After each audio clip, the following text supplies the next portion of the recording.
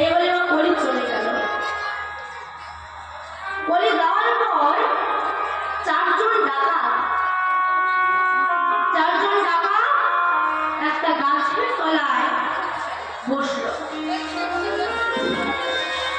ধর্মরাজ দেখছেন যে তারা সমস্ত ধন সম্পদ অনেক কিছু গহনা সোনাদানা লুট করে এনেছে। তখন একজন ডাকাত আর তিনজন ডাকাতকে বলছে, যাই ভাই,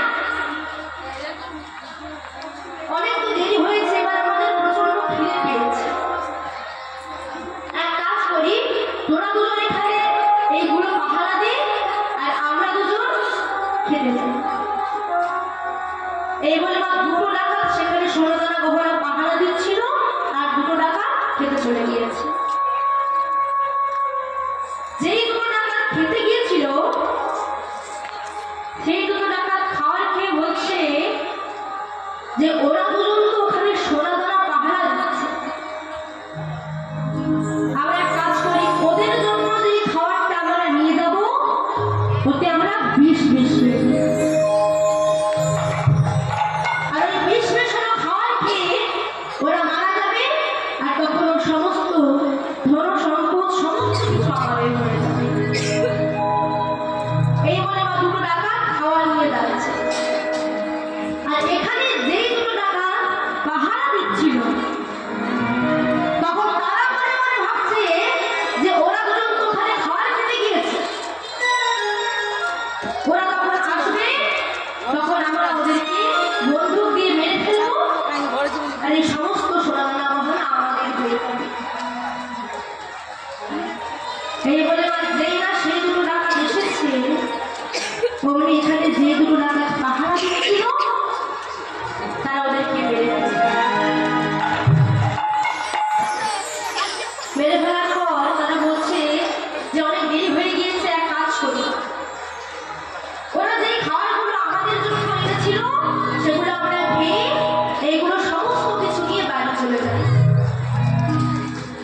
এই বলে যেই না সেই খাবারটা খেতে গেল অমনি খাওয়া মাত্রই তাদেরও মৃত্যু হলো। আর এদিকে দেখছিলেন ধর্মরাজ। ধর্মরাজ তো দেখেই বাবা কিছুক্ষণ পর কলি এসে বলছে, কি মহারাজ,